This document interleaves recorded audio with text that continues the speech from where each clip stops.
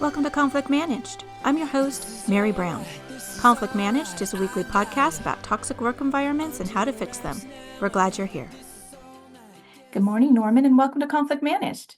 Mary, thank you for having me. It's a pleasure to be here. I'm looking forward to our conversation. Me too. I can tell it's going to be excellent given what we've already been chatting about. So, before we get to what you're doing right now, I want to hear about the first job you ever had as a young person. Wow. Well, the first job I had was a position with Pratt& and Whitney Aircraft, the aerospace company in Connecticut. Had a position as they called me an analytical engineer, but this is back in the time before we had computer scientists and, as a career, as a profession. I was involved with automated test and data acquisition. Pratt& Whitney Aircraft was commercializing the fuel cell technology they created for the Apollo missions. And so we were trying to make fuel cells into power sources, something that a lot of people are interested in now, 5 decades later. So yeah, that was my first position. I was an engineer for Pratt& Whitney Aircraft. And why engineering? Why'd you get into that field? Uh, as with many things in my life anyway, I think for many people, I I had a vision. A vision started when I was about 13 years old. My bar mitzvah, my cousin, actually, I always considered him my uncle. He was an Air Force pilot, and his gift to me was his wings. Hmm. And I had this fantasy, uh, beyond the fantasy, it was my dream to become an Air Force pilot. I was planning to go to the Air Force Academy, and uh, about the age of 16 or 17, I had my eyes tested and I came up with being nearsighted. Hmm. And so I could go to the Air Force Academy, but I couldn't be a pilot at that time. Mhm. But if you can't fly planes, what's the next biggest thing? You want to build them or design them. And so I veered to become an aeronautical engineer. So I went to New York University, studied aeronautical engineering and mathematics. Left after my mathematics degree, but I was already trained as an aeronautical engineer and applied to all the aeronautical companies, and Pratt& Whitney hired me. It was interesting. Most of the other companies wanted to put me in some sort of a computer group, like computer graphic design, and I wanted to be an engineer. I wanted to design airplanes, and Pratt& Whitney gave me a job as an analytical engineer. But it turns out when I got there and met my supervisor, I was in a computer analysis group, and I ended up being the prime application and systems programmer for the HP equipment that we were using, designing test and data acquisition systems. So when you think about that job that you had, what was the environment like? What was management like? What did it feel like to work there? Very structured, uh, very, you might call it SOP, standard operating procedure oriented. I think it's an interesting question for me personally because early on there were two major events within the first year. One was probably about 3 months in. Here I am, I'm very young, excited to do a job, eager to get out into the workforce. Um, and I remember my supervisor said, Norman, when you come to work, you leave your personal life at the door. It was kind of disorienting because I literally my mind went to what part of me do I take off? How do I take off my personal life, right? Um, and the second one was probably about maybe a year later. So, early on again, group of us was sitting in a little work area out in the shop floor and absolutely talking about how much we loved our job, how much we delighted in the job. Same supervisor comes walking in and listens for a while, and then he very politely broke in and said, work is meant to be work. Work is not fun. If this was fun, you'd be paying us. What do you think this is, Disneyland? And walked out. And we all looked at each other like, what?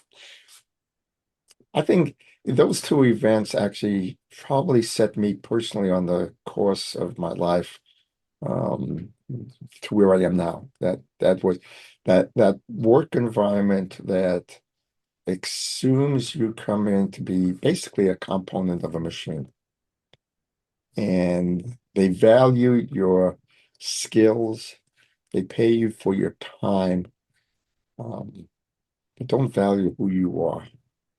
You're a I often joke, you're an FTE, you're a full-time employee. You're just a, X number of FTEs on some spreadsheet. And unfortunately, that's the way, I don't want to say that's the way the system was designed. It's not really an issue of leaders being bad leaders, or capitalism being a bad system.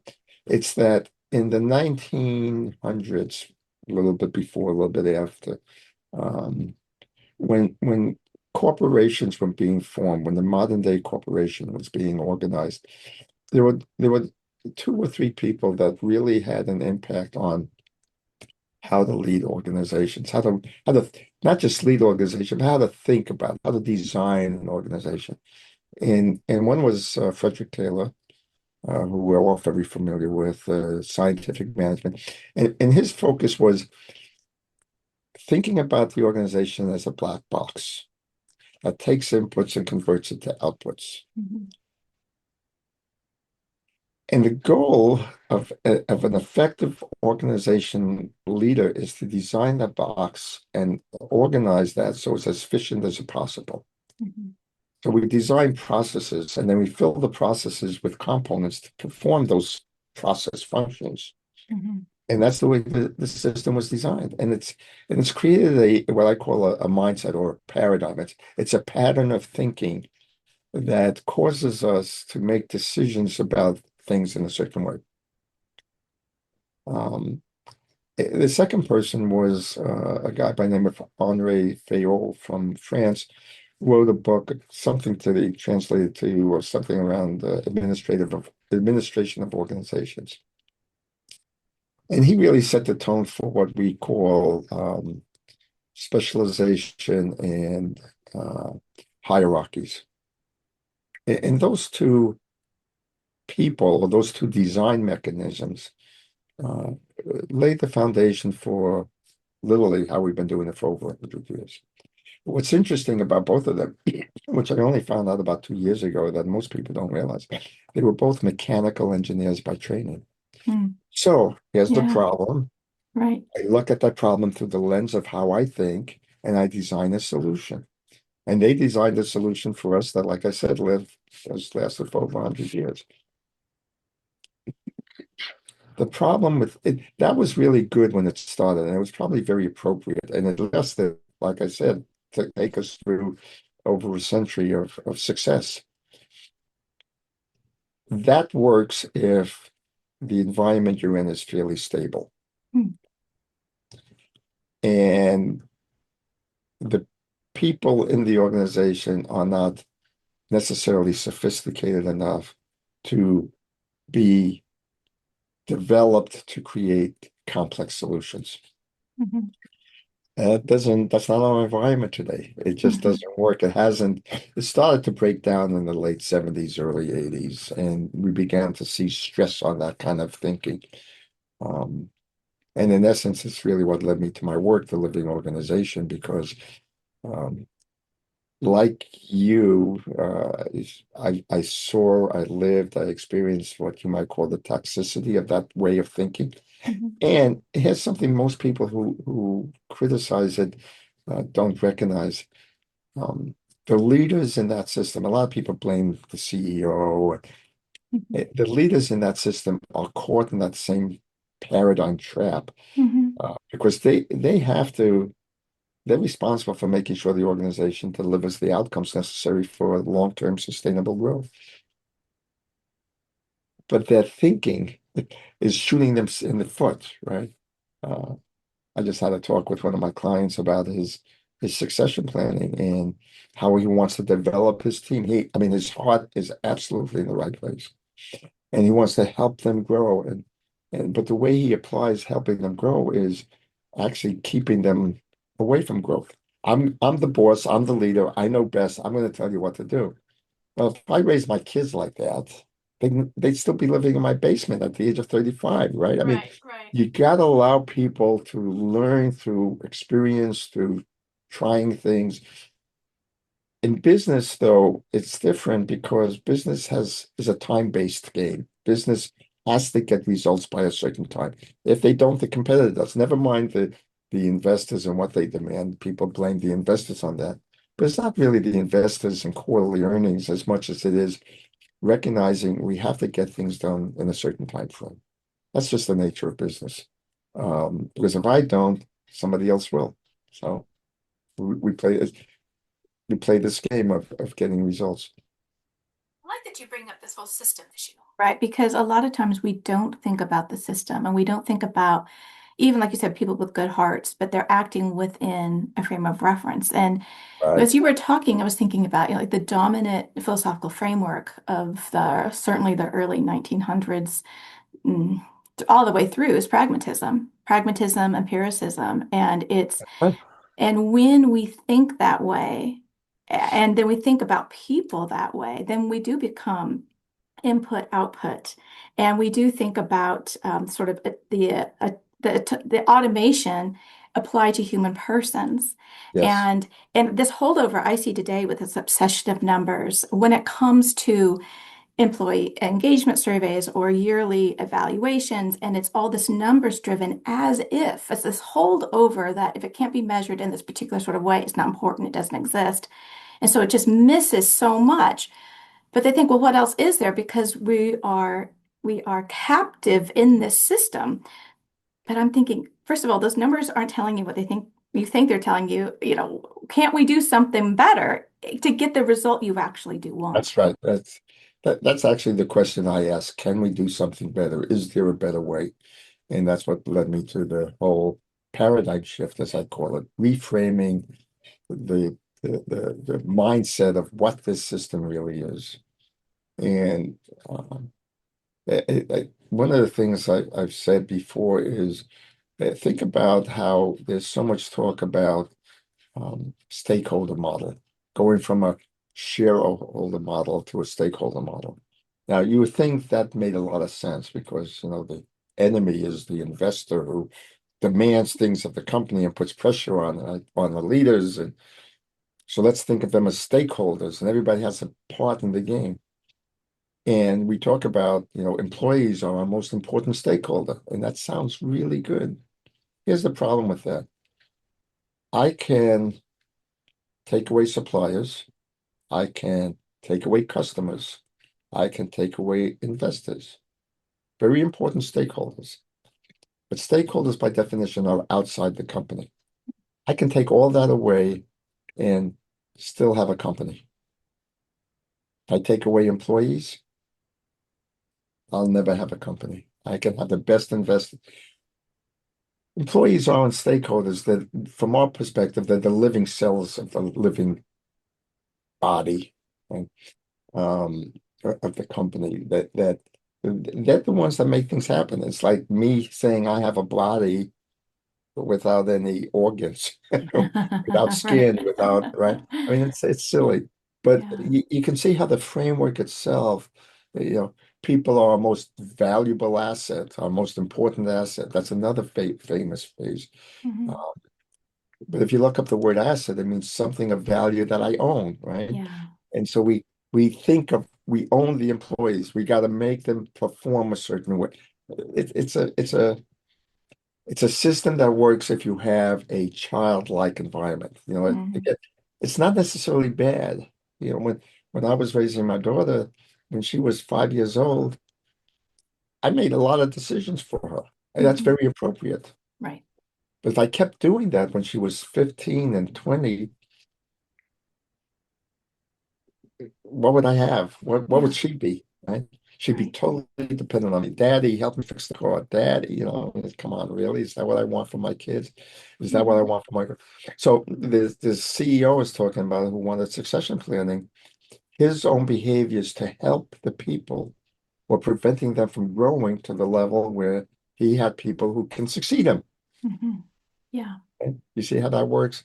Yeah. It's a negative byproduct of a way of thinking more than anything else. And Yeah. that's what I'm trying to bring light to. I think it's interesting that as a young person, you're in a particular cultural environment um, that a lot of times didn't, it seems, question. Of course, I leave my emotions at the door. I just show up to work. Of course, it's the leader and I'm just the minion, right? This is the way of business. But from your first job, that did not resonate with you. And why? Why do you think that you didn't say, oh, that's the way of business and readjust your thinking? What is it about you, your upbringing, what you saw that said, no, that's not right? In all my podcasts, nobody's actually asked me that question. Reflecting on it, on who I was at that time, I had kind of a early um, dark night of the soul, and I went Mm, through a period. It was probably in my 20s, probably a year or so before I joined Pratt& and Whitney Aircraft. And I came out of that experience with a sense of, at that time, I would call it the universality of love. mm, The sense that life was really a beautiful expression, uh, not only of nature, but of human beings. mm, Um, so I probably had that sort of epiphany. I think it was in April, May of 1969. mm. And I joined Pratt& and Whitney. I think my first day was somewhere around July or August of 1969. Excuse me. So I think there was something inside of me that had recognized that life was not meant to be a component part of a machine. Life, as I said, I entered Pratt& and Whitney with this exuberance, this excitement. And so when I was experiencing the experiences I shared, there was a sort of a cognitive dissonance. There was something Mm, not quite right about it. mm, I remember also thinking, looking around, this was later on in my days at Pratt& and Whitney, just before I was leaving for HP. And I kind of looked around and I realized how many people, as you said, kind of gave up their soul. mm, They they they thought there was something better out there, uh, but they were stuck in the mud, mm, and they just accepted that that's the way life was. And something inside of me knew better. mm, I was a little bit rebellious, challenged authority a little bit. And then when I left and went to HP, I mean, my God, what a different world that was culturally. HP is management by objective. I would say if I was to put it on a scale of maturity, mm, um, working at Pratt& and Whitney was felt very much like I was being treated like a child. mm, Working at HP felt very much like I was being treated like um, a teenager who was learning to grow up. mm, They had this thing called management by objective, right? You didn't have standard operating procedures. You had objectives, and you were expected to be able to make decisions within the boundaries of those objectives and guidelines. There weren't rules. As a matter of fact, we actually taught in our leadership training, there are no specific rules. There are guidelines, right? And how do you make decisions based on guidelines? It was a very, very different culture. mm, Um, I was encouraged to be who I was, not the component part I was in. Now, it was still stuck in the old paradigm. mhm, Don't get me wrong, there was still a lot of issues that I learned over my course at HP that I would change. But I would say a lot of my so-called MBA by the School of Hard Knocks really came from HP. mm, During its what I consider its heyday. mm, Uh, HP way was very dominant culture, Mhm.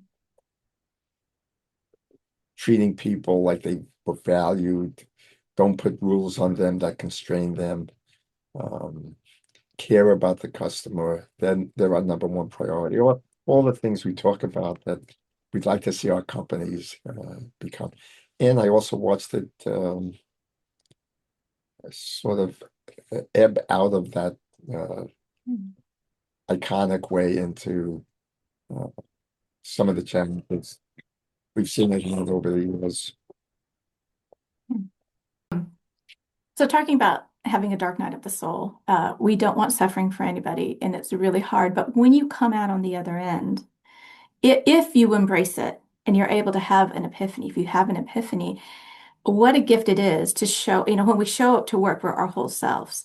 But that requires that we're working on ourselves, right? And Yes. so if I'm working on myself and I'm not simply being influenced, I mean, we're very influenced by the people around us, but I have a center, I have a vision, I have this, as you said, this, the world is filled with love, right? Or what it is that we're going towards is beautiful. Then you're going to be able to see somebody saying, you're not having fun here, squashing the joy. That's not what work is for. And you have something to bounce against that. And That's so right. while we don't want suffering, we don't wish it on anybody, if we will listen to it, there is so much to be personally gained, which then that can bleed into, can feel into all the different avenues, our work, our community, our home, our quality of our life, obviously. Yeah, what you're talking about is very, and you mentioned you were interested in philosophy and all that. So am I. In fact, I've been called a modern day philosopher. I think it's just the way I think about things. Humans are meant, you, humans, I believe, have three innate needs, and other people talk about it slightly differently. One is we want to learn and grow and expand. We really do. The second is we want to feel a sense of contribution. We want to feel like we're making an impact. We're doing something useful with our lives. It's meaningful in some way. And the third is we want to belong. Okay. So if you look at those as just sort of foundational needs, a different way of thinking about Maslow's work, for example, or the others, um, the desire to make feel like we're making a contribution means that we have to continue to grow and expand. There's a paradox about that in our society because our society wants you to achieve a certain level of expertise and then you become that thing. Right? So that's what the boxes is in. Right. Right? It limits us. Uh, if so, we reach that level of expertise and we feel really good, and then we want to keep growing, but here's the paradox. Growing means I don't know something. Right. Not knowing something means I'm going to make mistakes. Making mistakes means I'm not successful. Right? So, Yeah. but I want to be successful. So we've trained people to avoid doing the thing we want them to do, which is grow, because your ability to do the job and be a good component is more important than your growth. That's why we have standardized parts, right? Like this size screw, that size screw, and your value is I hired you to be this size screw. That's But what you need to be doing, right? that's right. That's the old thinking. Now, Yeah. I'm a leader of an organization, and I know we're expanding and changing, and I know I'm going to need new parts in the future. So I've hired this size screw, as you said, but I did need a different size screw. As a matter of fact, I need something that's going to be a different kind of screw altogether. And but I want this person to do what I hired them to do. You see how I've set up that Yeah. I say leaders shoot themselves in the foot. That's sort of what I mean. We can't get there from here. Mhm. We just can't evolve unless we take on what I call shift from what I call an evaluative culture mindset to a developmental mindset. Mhm. Our view of leadership is that leaders on there to help set the context, but then to create the ability for people to keep growing. If I don't, then my only option is I keep replacing them. Mm. I have a client who had a person in the job as chief operating officer who had the vision of being president and maybe someday CEO. But he knew what she was really good at. Mm. And so he kept giving her things that she's really good at, because allowing her to do stuff that she wasn't really good at would mean that she'd fail at it. And, Mm. but see, that's the problem, isn't it? Because if she doesn't fail at it, is she going to learn? So he kept stepping in and stepping in, and then he kept saying, "You see, she's just really good at this thing." Mhm. And I finally said to him, "Yeah, but." So he's now in a position where he's got a time constraint. And even though he's worked with her for well over 5 years, I think maybe even longer, now he's faced with having to terminate her because she hasn't grown and he needs somebody in that position now. Mm. I mean, isn't that sad for him and Yeah. for her and the company overall? Yeah. But that's what we end up doing. Need a new kind of screw. I got this size, but it's not, and so we go out and buy a new one. Yeah. It Yeah, is so sad. so It really sad. is. It's sad. And it doesn't And it's have to not be that necessary. way. Yeah. It's not Right. necessary. Absolutely. It's just absolutely not necessary. So, So let's talk more about this. Let's talk about your company, Quantum Leaders, and how did it come about? How did you? So tell us the origin story. well, in 2001, I was going through a little bit of an interesting set of challenges. First of all, yeah, 2001, we had 9/11, which happened right after my birthday. Um, a whole bunch of events happened around 9/11. Shortly after that, sort of settled out. My parents had passed away, both of them within like 3 weeks of each other. After that sort of settled out, my wife and I got married. Um, and then I was part of a startup. I was chief operating officer of a startup, and we were struggling to get funding. And we had this really large round of funding all set up, and it fell through. This must have been the sixth or seventh. We're going to get it now kind of thing, and it fell through. And that just sort of set me into what's my life all about, right? Typical major life changes. So I decided I was going to go back to consulting from this job I had. And so I was driving thinking about what to name my consulting company in this next phase of its life. And the term quantum leaders just popped into my head. And I go, wow. I mean, I looked at other names, but they were taken, and I was driving home, and I like that, quantum leaders. So I set up the name, and at the same time, I was talking to one of my clients who I'd worked with for well over a decade, and saying, "Hey, Bill, why do you keep hiring me to work with you?" And he said without hesitation, "Norman, you help me execute faster." Ah, quantum leaders helps people execute faster. It sounds really cool. Um, So I began to march down that path to focus. And in hindsight, looking back over my career, I guess I always was interested in that. From my very first days of management, um, how do we get a collective of people to execute more effectively, achieve the goals we need? So you can see where all we've been talking about kind of falls into that framework. So I began to look at this whole area of strategy execution. I got involved with systems like at that time, Balance Scorecard was a big general execution management system. How do you develop a strategy and scale it through the organization, sign goals, track progress, and all of that. Was probably one of the more innovative ones. Of course, there's been a lot more now. Entrepreneur operating systems, scaling up, and there's so many of them out there now.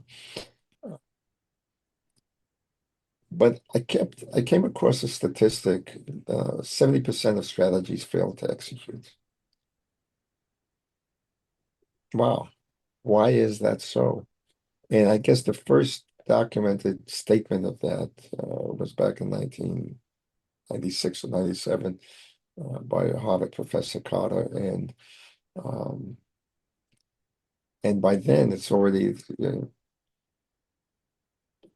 a decade or more past that first discovery. Now it's 3, 4 decades later, and it still hasn't changed. Right. It's still quoting the same statistic. That's what led me to thinking beyond, new tools and new processes and new leadership ideas. That's when I got to beginning to think of we're stuck in that paradigm trap I talked about. Mhm. At the same time, I think it was around 2004, 2005, I was at a conference and somebody was asking me what I did. I explained strategy execution. I'm a consultant, and she had the audacity to ask me the question of, so what makes you different than anybody else? And the words that came out of her mouth surprised me. I said, I think it's because I think of an organization as something different. I think of it as something alive, it's, something that has a purpose and a soul, and it's filled with energy. Going back to I think people are Mhm. the living cells of an organization. And she said, wow, you should write a book. Now, I had absolutely no plans to write a book. That wasn't even in my top 1,000 pages.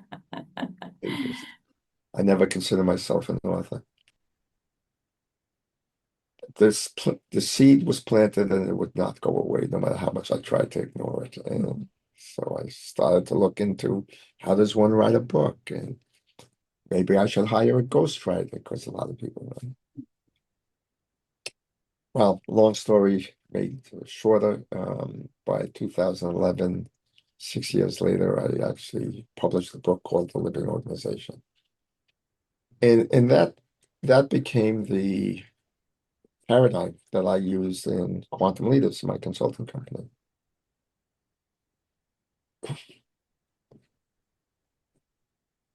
I started as I continued to work with clients throughout that period of time, from 2011 till about 2021, 22.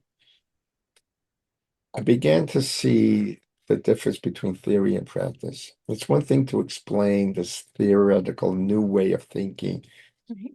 but as a leader, how do I actually do that? Now, to me, it was highly intuitive, but what I forgot was it was highly intuitive and easy for me to do because I had been doing it for almost my whole life, Right. and evolving the skills and evolving the thinking process. How do I deal with performance reviews, problem uh, employees? How do I do all that? And so it began to force me to reverse engineer myself, if you will, Mhm. to unpack what I learned so I can therefore teach it to others. And over the years,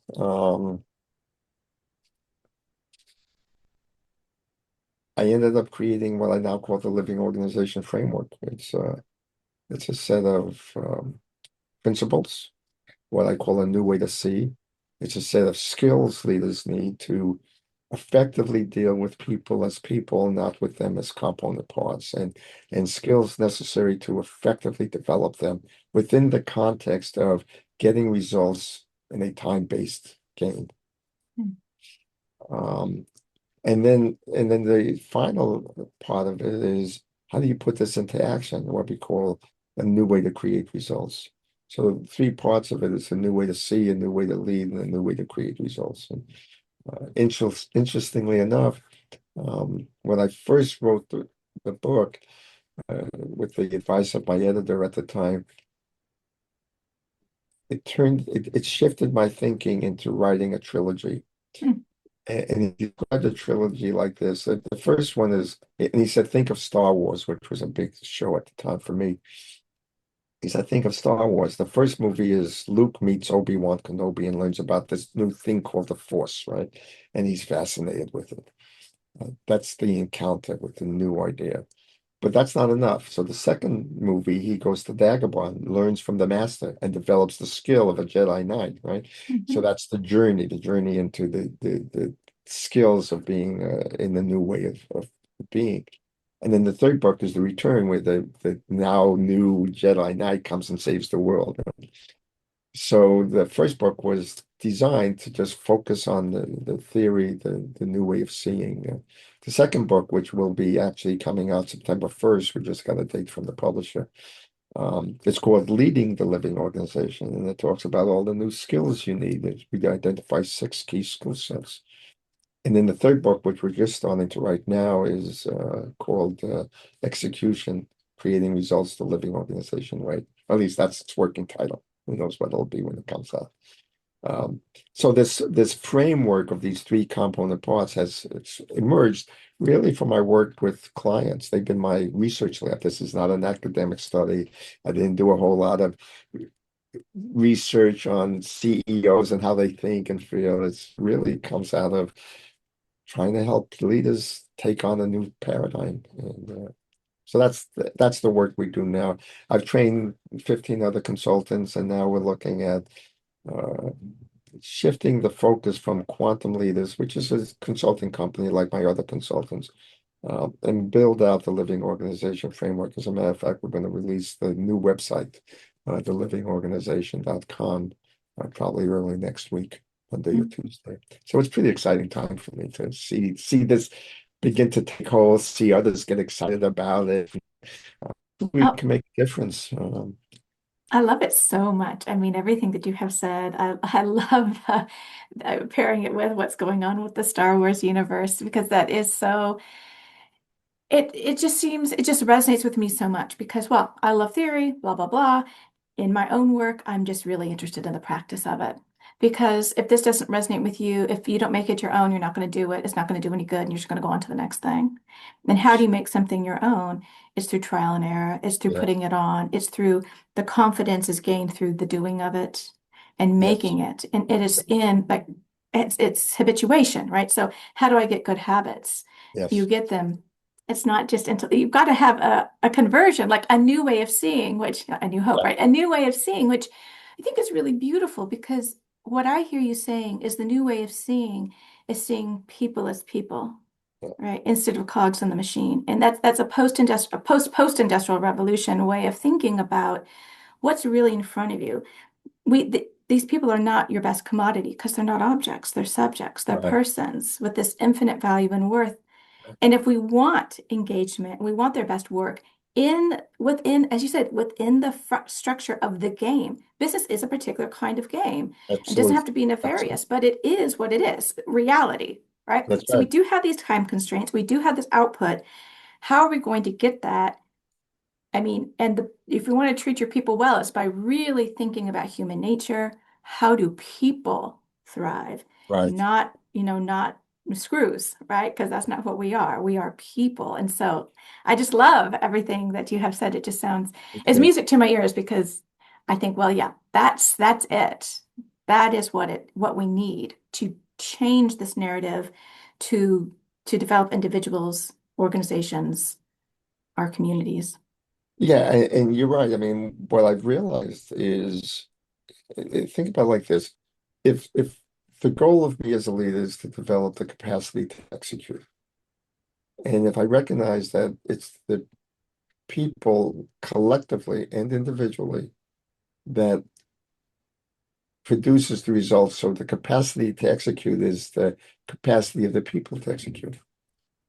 Well, the capacity to execute with people is both the capability and the maturity, because the maturity is what gives them the ability to learn how to self-reflect, to take ownership for what they're doing and responsibility and accountability.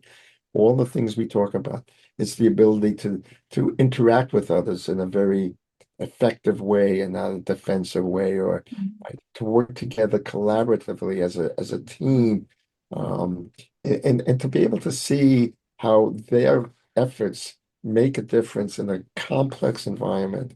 So understanding complexity and change and uncertainty. Well, the more mature we are, the more capable we are of doing all of those three things. Right? Now, if I go back, if I improve the capacity to execute by improving the capability, that's the skill set, the technical skill set, the doing skill set, and the maturity, which is the life skill sets. What have I done for society? I've just created a whole body of citizens who have greater capability and greater maturity. How is that going to change, versus what we have now? People who um, don't feel good about themselves, feel like cogs in the wheel, dependent on leaders to tell them what to do. It sort of creates the environment we're living in now. Yeah. So, yeah, I feel my work is beyond just consulting. I think it's my mission, it's my purpose in life to make a difference in our society overall. So when you talk about this maturity level, right? So I want to talk about conflict.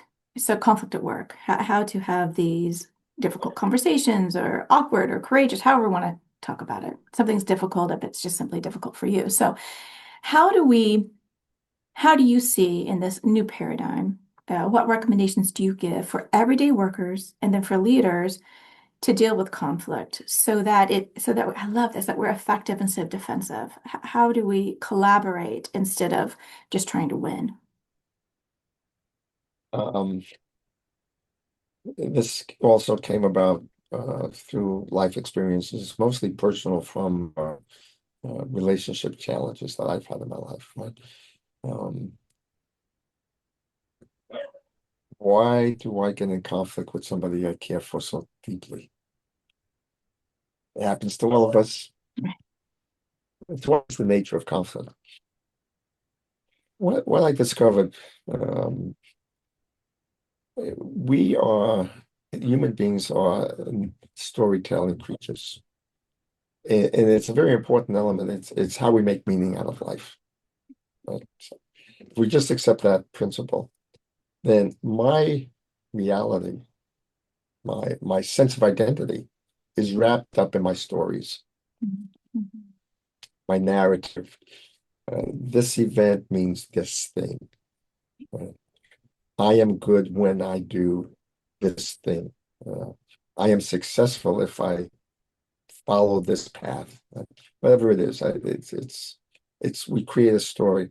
And so in many ways, you can think of it as I wrap myself in a worldview, and that worldview is me.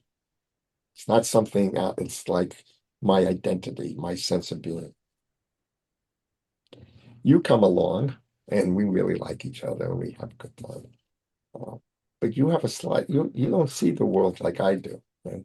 So my world and your world collide every now and then. I got two options. First option is get my troops out and put them on the um, walls of of my world and protect it, fight against the threat, right? And that's what most of us learn how to do. That's a and it's a healthy thing up to a point, right? We need a sense of identity. If we don't have one, that's as bad as having too strong a one. Um, Psychologists call that our ego. And it's a process. We need to have a sense of who we are. We cannot navigate life without it.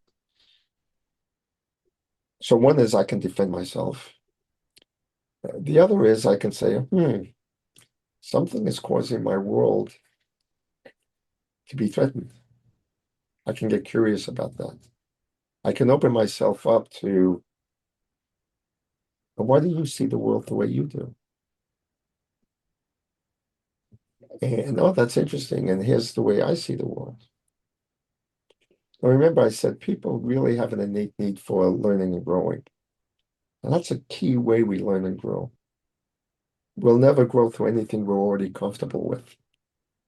We only grow through these tensions and frustrations, upsets, conflict, if you will. And they're just varying degrees, from a mild irritation to complete rage. They're just degrees of my world is being attacked. My wife and I, in the second book, and in her book, Improv Your Relationship, we talk about it in terms of when two worlds collide. So the choice is ours. How do we want to respond to it? And we encourage people and we teach them the skills necessary to transcend the ego. Now I'm going to sound a little woo-woo spiritual, if you will, or psychological, but it is. It's recognizing the ego is designed to give us a sense of identity, but we don't want to allow it to hold us in place because that competes with our desire to grow and learn and expand, right? So we want to keep expanding this container we live in, if you will. And the best way to do it is to recognize anytime I'm in conflict of any sort, from mild irritation to severe anger, it's an opportunity for me to reflect. And there's ways we can do that that makes us feel safe and it actually makes us feel powerful. And that's part of what we teach in, developing people and leader as coach and communications. And uh, there's a core skill we teach. We talked about subject versus object. Um, the lessons I've learned is the head is designed to maintain the narrative. So the only way you can transcend that is you got to get out of the head. We call it balancing the head and the heart. So you can pull on this place where you can see things beyond your limited worldview. You can feel safe in that energy. We call it an energy field of the heart center. Basically, self-love is a key part of that. Compassion and self-love. So you feel safe that you can examine your own narratives, your own stories, your own container, and begin to question whether that's still appropriate. It's not that you have to change it. You can, but you're more objective about your subjectivity, and you're balancing objectivity and subjectivity very nicely. That's what allows us to grow. It allows us to overcome conflict. It's one of the key things I learned in my training on conflict resolution. You got position A, you got position B. And if you can find position C that encompasses both A and B, then you've got the win-win that all conflict resolutions try to do. That was the visual that I always carried. And when I go from A versus B to C, we both expand, we both grow, we both have a bigger container. I agree with everything you've said. And I knew you would. but I just absolutely love the message that conflict, when we encounter it and we think it's external to ourselves, it is disempowering. But Yes, once we change that narrative and realize, no, no, no, it's an opportunity.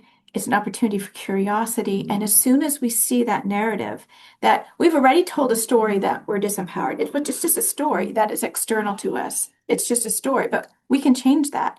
And not in some sort of naive, not recognizing the real pain or the real issues out there, but we can turn that to say, okay, but what am I going to do? Why am I feeling this way?